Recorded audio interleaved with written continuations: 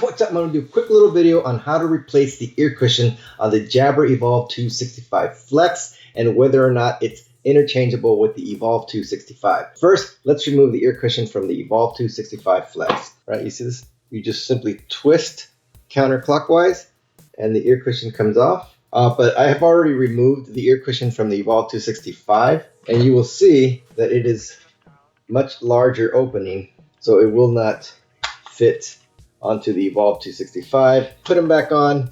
It's a similar function. So this is the left ear cushion. Put it on the left ear, and then now you go clockwise, and it goes right back on. There you go. If you have any other questions or you want the part numbers, I think we'll put the part number to the ear cushion across here. But you can order that from authorized Jabra resellers like Call One and Hell Direct. All our information is going to be in the description box below. Thanks.